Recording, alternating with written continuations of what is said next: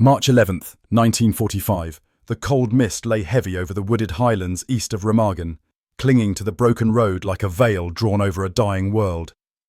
Dawn hadn't yet found enough courage to break through the overcast sky, leaving everything in a bluish half-light where shapes seemed to move, even when they were still. Private Daniel Mercer of the 1st Battalion, Hampshire Regiment, wiped the damp from his eyelashes with the back of his glove, feeling the shiver of nerves race down his spine. He had been alone for 19 hours now, cut off, disoriented, and carrying little more than a broken radio strapped uselessly to his pack. The night before, his patrol had been ambushed on the ridge overlooking the valley. A burst of German machine gun fire had ripped through the trees like a swarm of angry hornets, scattering the 5-man British scouting team into the darkness. Danny had dropped behind a fallen log, his hand clamped over his radio handset, whispering desperately into the static. The only response was a high-pitched whine and the sickening realization that shrapnel had punched through the receiver, leaving the radio a clattering, half-dead thing that could barely cycle between bursts of static. They had expected light contact, maybe a roving German sentry group or an isolated mortar team retreating east. But what Danny heard in the hours after the ambush chilled him more than the cold ever could. Heavy engines somewhere beyond the tree line, trucks, armoured cars, voices speaking quickly, urgently. He had crawled through bramble and mud until he reached a small overlook just north of the forest road. And what he saw almost made his stomach drop. A full German convoy, motorcycles, supply trucks, a fuel lorry, and at least one half-track, all moving west toward the river crossings. He didn't know why they were moving that direction, not this late in the war, not with the Rhine collapsing behind them, but he knew one thing. If they reached the river intact, they could reinforce a pocket of resistance that British intelligence believed was already collapsing. The convoy had to be stopped. The thought terrified him almost as much as the thought of doing nothing. He crouched alone in the mud at 5:20 a.m., rain dripping steadily from the branches above as he stared at the broken radio in his hands. It was no better than a brick, but it still made noise.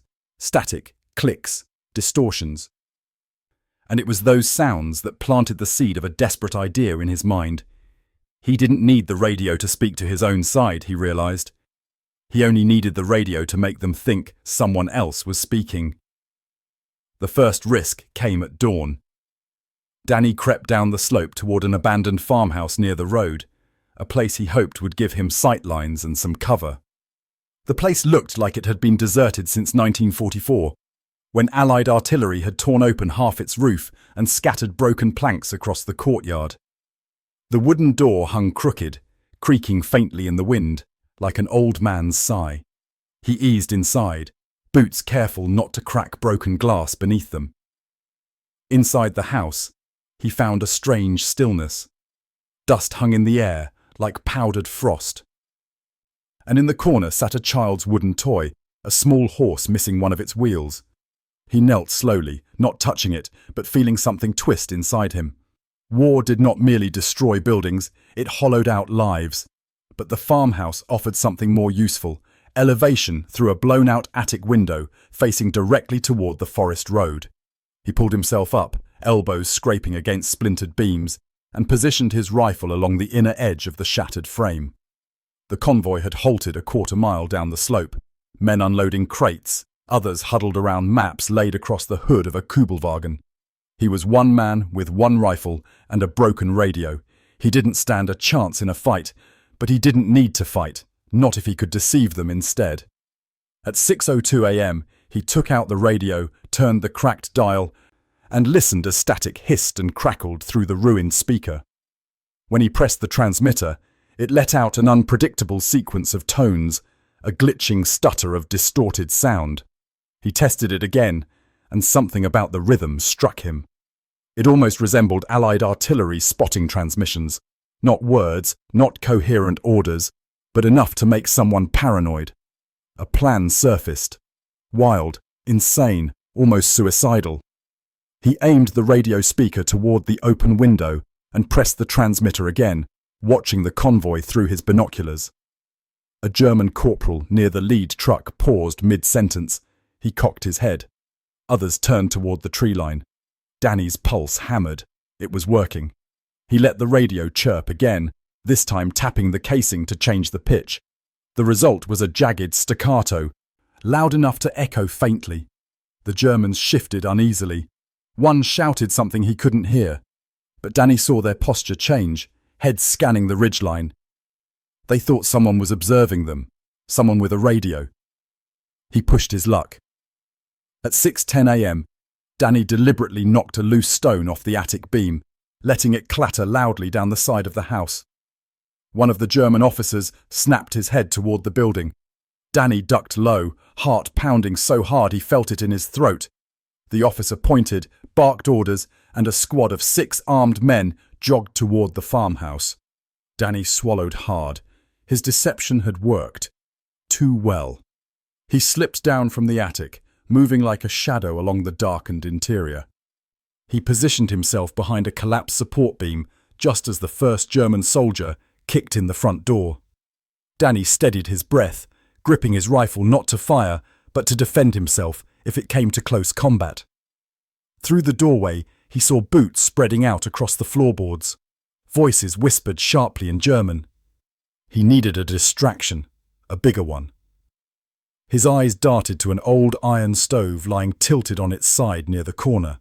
Next to it, a heap of damp firewood and a rusted oil can lay discarded. It wasn't much, but a spark was a spark. He reached into his pocket for the last dry match he had left.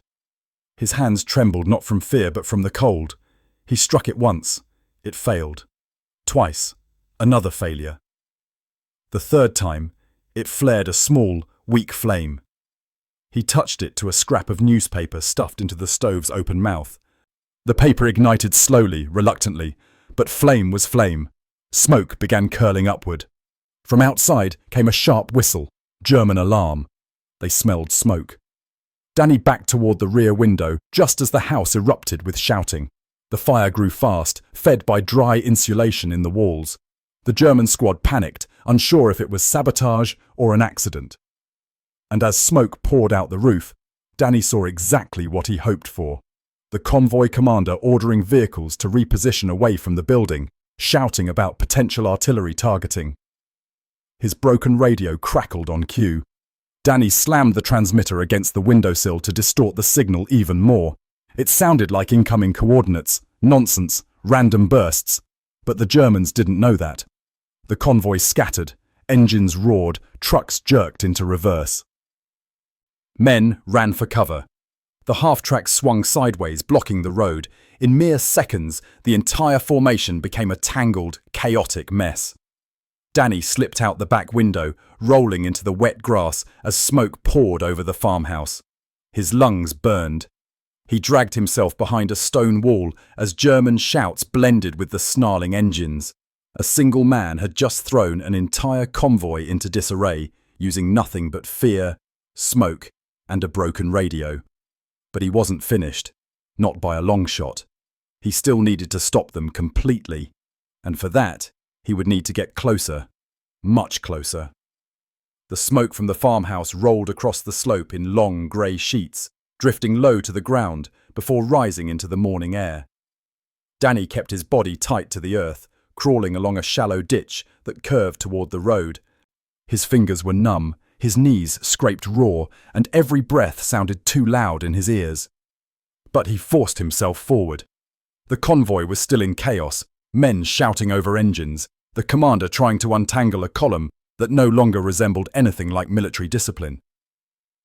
By 6:27 a.m., Danny had managed to snake his way to a cluster of boulders beside the tree line, less than 40 yards away from the lead vehicle. A powerful smell of diesel hung in the air, thick and metallic, and he could hear the cough of a misfiring motorcycle engine somewhere behind the trucks. The half-track that had blocked the road earlier was now angled diagonally, its driver revving hard, but unable to maneuver properly because crates had spilled from the back of an adjoining supply truck. Danny wiped mud from his cheek with the back of his sleeve. He had to think. He had to decide what mattered most, delaying them or destroying them. Delaying them might buy Allied forces precious time near the Rhine. Destroying them might prevent a reinforcement attempt entirely. Both outcomes mattered, but he was one man. His options were brutally limited. He turned his eyes toward the fuel truck about 100 meters farther down the line. Its driver was yelling at a mechanic who was frantically checking the tires. A fuel truck was a gift from heaven. A spark, a ruptured line, a misplaced round. Anything could turn it into an inferno big enough to block the entire road and force a retreat. The thought pulsed through his mind like a heartbeat. It was possible. Dangerous, but possible. He took out the broken radio again, adjusting the cracked dial until it produced a high, wavering tone that oscillated like a distant rangefinder transmission. From his vantage point, Danny could see two German radio operators crouched behind crates, one with headphones around his neck. He lifted the radio to chest height, angled the speaker toward them, and pressed the transmitter. The radio emitted a distorted burst, sharp, clipped, mechanical. The nearest German operator froze. His eyes widened. Danny pressed again. Another burst, slightly lower in pitch. The operator ripped his headphones back on, shouting toward the commander and pointing up the hill. They thought they were being bracketed, scouted, marked for artillery. Danny pressed again. A longer burst. They panicked.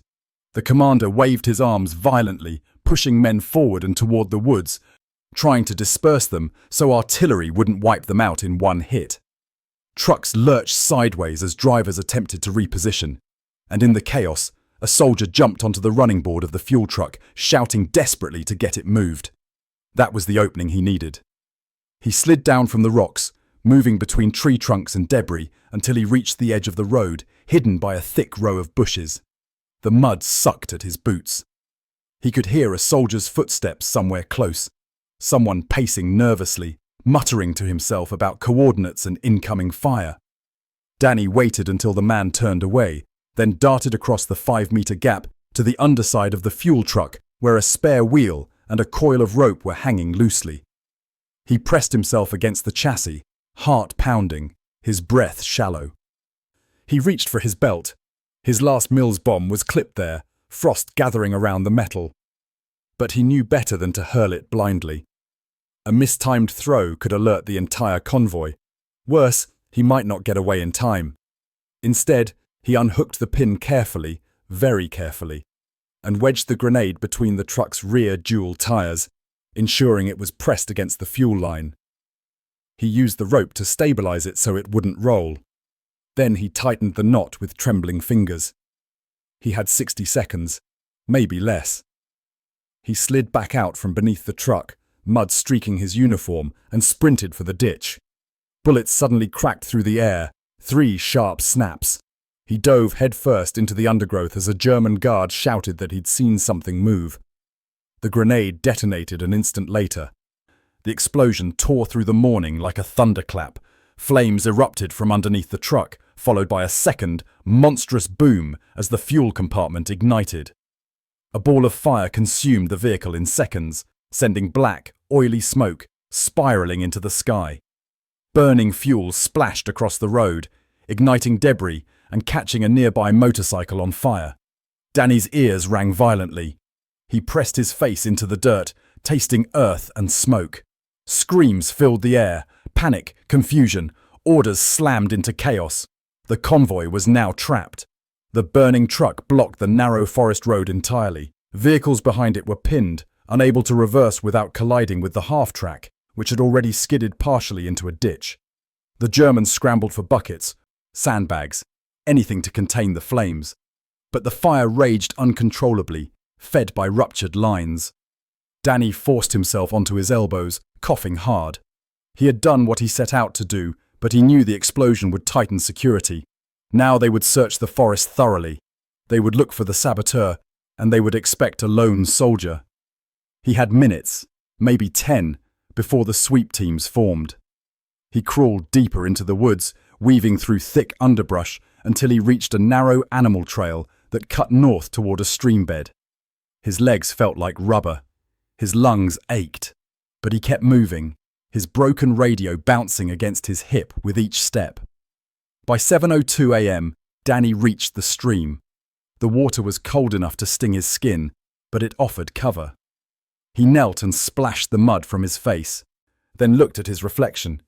He barely recognized himself, hollow-eyed, pale, breathing like a man twice his age. But there was fire in his expression too, determination. He had survived longer odds before. He listened. Voices carried faintly from the forest, boots crunching, men spreading into a line formation. They were sweeping the woods. He angled upstream, stepping through the shallow water to mask his tracks. Every 10 meters, he ducked behind a rock or fallen tree, listening to the Germans move slowly, methodically. They weren't rushing anymore. They were hunting. At 7:19 a.m., he spotted movement ahead. 2 German soldiers crouched on a log, rifles across their laps. They were younger than he expected, hardly more than boys, their faces flushed with cold and fear. One smoked a thin cigarette, cupping it with his hands. Danny froze, barely breathing. If he tried to sneak around them, he'd risk breaking twigs or disturbing the water. But then he noticed something beside them, a small, hand-cranked field radio, the type German patrols used for short-range communication. It had better range than his broken one, and more importantly, it worked. If he could get that radio, he could create an even bigger illusion, one powerful enough to drive the convoy into complete retreat. But to get it, he had to neutralize the 2 soldiers without firing a shot. He scanned the area. A loose branch hung above them, supported by a rotten limb. Just one sharp shake, one precise throw. He reached down, feeling for a stone in the stream bed. His fingers brushed against a smooth one, cold and heavy. He weighed it in his palm. He aimed for the rotten limb. He threw. The stone struck the branch with a loud crack. The rotten wood snapped instantly. The heavy limb fell, smashing into the log where the 2 soldiers sat. One screamed as it pinned his leg. The other leapt to his feet, shouting for help. Danny moved. He splashed forward, grabbed the standing soldier by the collar, and slammed him backward into the mud. The soldier struggled, gasping, but Danny pressed his forearm across the man's throat until he lost consciousness. Then he turned to the pinned soldier, who stared at him with wide, terrified eyes. Danny whispered, "Stay quiet," and the young man froze, nodding frantically. Danny took the field radio. He backed into the trees, clutching the device, and listened as the German search team changed direction toward the fallen branch. It bought him time. Maybe minutes, maybe more. But now he had something he didn't have before, a working radio that the Germans would recognize as one of their own. He glanced back toward the rising smoke. The convoy was crippled, but not yet destroyed. With this radio, he could deliver the final blow. And he knew exactly how he would do it. Danny clutched the captured German field radio tightly as he moved deeper into the forest. The weight of it felt strange, both a lifeline and a death warrant. He knew that the moment he switched it on, the Germans might triangulate his position. But he also knew that without using it, the convoy might reorganize, extinguish the flames, and push toward the river before Allied forces could react. He followed the stream until it curved sharply east and the forest thinned into a broken clearing littered with shattered tree trunks. Remnants of an artillery strike from weeks earlier. Blackened bark and splintered roots jutted like bones from the earth. Here, he could see the road below, still blocked by the burning fuel truck. The column behind it was in shambles. It was now or never. He knelt beside a fallen tree and examined the field radio. The frequency dial was intact, the hand crank stiff but functional. He lifted the receiver to his ear and listened. Nothing but faint static. Good. It meant the Germans weren't actively using this channel right now. He exhaled slowly, preparing for what came next. He turned the dial to a frequency he'd observed German patrols use 2 days before, something he hoped the convoy would recognize. Then he pressed the transmitter and spoke in the firmest, deepest German he could muster. Feindbeobachter im Wald, Artillerie im Anflug. Enemy observers in the woods, artillery incoming. He released the button and waited. Static, silence. Then, voices, urgent and overlapping. Wiederholen! Whoa! Repeat! Where? Danny steadied his voice. Südlicher Hang, Neue Straße 17, schätzungsweise 10 bis 15. Southern Slope, near Road 17, estimate 10 to 15. He prayed they wouldn't detect his accent through the distortion of the damaged handset. He prayed the fear already gripping them would outweigh suspicion. A sharp reply burst through the static. Alle Fahrzeuge zurückziehen, sofort, halten Sie Abstand vom Wald. All vehicles withdraw, immediately, keep away from the forest. Danny's breath caught. They bought it. Through the clearing, he watched as the convoy commander gestured wildly. Men sprinted toward the remaining vehicles. Those still functional began reversing down the narrow road, bumpers smashing against one another in the panic to turn. The half-track revved loudly, trying to pull itself free from the ditch. German soldiers dragged wounded men away from the burning wreck. Shouts rose above the roar of engines.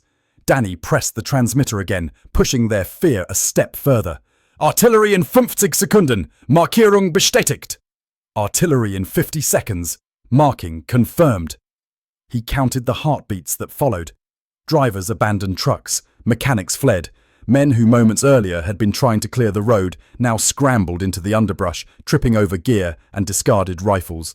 The entire convoy devolved from panic into rout. The fire from the fuel truck flared higher, engulfing another vehicle in flame.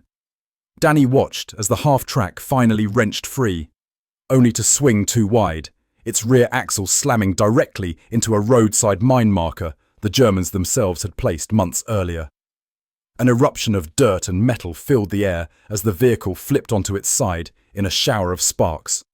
The blast echoed so violently through the clearing that Danny flinched despite being nearly 100 meters away. By 7:41 a.m., the German convoy, once a well-organized column of nearly 20 vehicles, was reduced to a trail of wreckage, burning fuel, overturned equipment, and scattered men still fleeing through the trees. Danny's deception had worked beyond anything he had imagined. They weren't regrouping. They weren't even thinking of regrouping. They were retreating, fully, completely terrified. He allowed himself a thin smile, the first flicker of relief in nearly a day, but it vanished quickly. He wasn't safe yet. And there was one final thing he needed to do. He hoisted the field radio over his shoulder and began climbing back up the ridge he had descended earlier. The slope was steep, and fatigue turned his legs to lead. Branches snagged his sleeves. His breathing grew harsh, raw. But he kept going. He needed the highest ground he could reach, and fast. By 8:03 a.m., he reached a rocky outcrop that overlooked the valley and the burning remains of the convoy. Smoke drifted upward like a signal beacon, smudging the sky. From here, he could see hundreds of meters in every direction. He turned the radio's frequency dial again, this time cycling through until he found the familiar static crackle of an Allied channel. Broken. Faint, but there. His own radio was dead, but this captured one. This one still had a fighting chance. He pressed the transmitter. This is Private Daniel Mercer, British 1st Battalion. Location 3 miles east of Remagen. His voice faltered as exhaustion took hold. Enemy convoy disabled. Multiple vehicles destroyed. Requesting recovery units. He waited, breath held, heart thudding. For a long moment nothing happened. Then, like a miracle, came the reply. Mercer, say again. Do you have visual confirmation of convoy damage? Danny let out a shaky breath, gripping the handset. Affirmative. They're retreating into the tree line. Road is blocked. Fuel truck ignited. Half-track destroyed. Static crackled as the Allied voice responded. Hold position. Repeat, hold position. We are dispatching a forward squad to your location. Estimated arrival, 45 minutes. Danny lowered the receiver and rested his forehead on the cool metal casing of the radio. Relief washed through him so strongly it made his eyes sting. 45 minutes. 45 minutes until rescue. 45 minutes until he could rest. He sank onto a rock, every muscle trembling. The forest was quiet now, except for the distant crackle of burning vehicles and the soft whisper of wind pushing smoke across the ridge. Birds cautiously returned to the trees, chirping hesitantly. The world, for a moment, felt peaceful, but war rarely allowed peace to last. He heard a branch snap behind him. Danny spun, rifle raised, but his arms were slow, too slow. A German soldier emerged from behind a pine tree, limping heavily, his uniform torn and face streaked with soot. He held a pistol, but his hand shook violently. Danny froze. The soldier's eyes were wild, not with hatred, but with exhaustion, terror, disbelief. They stared at each other, both too drained to move, too tired to hate, too worn to fight. The German finally spoke, voice trembling. "Artillery. Kommt wirklich." Danny swallowed. "No," he said softly, lowering his rifle. "No artillery. Just me." The soldier blinked, his expression collapsing into something between relief and despair. His pistol dropped into the leaves. He sank to his knees, tears filling his eyes. Danny approached slowly. The young man couldn't have been older than 19. "It's over," Danny whispered. "It's finished for today. Just stay down. Help is coming." The German nodded, shoulders shaking. Danny lowered himself onto the ground a few feet away. The radio resting between them like some fragile truce. Smoke drifted overhead. The forest crackled. And for the first time since the ambush, Danny let his eyes close, not to sleep, but simply to breathe. He had survived. Against impossible odds, with nothing but fear, instinct, and a broken radio, he had taken down an entire convoy. He felt the weight of it now. Not pride, but the quiet, crushing realization of what desperation could force a man to do.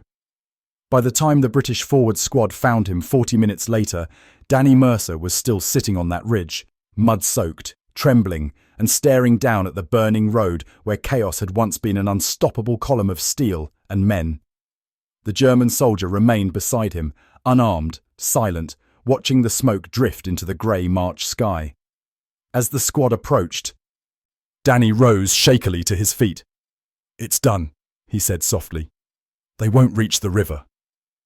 And under that burned forest canopy, with the last echoes of war fading into the distance, he finally allowed himself the simple, fragile relief of knowing he had stopped something that could have cost countless lives. The ridge was quiet. The convoy was finished.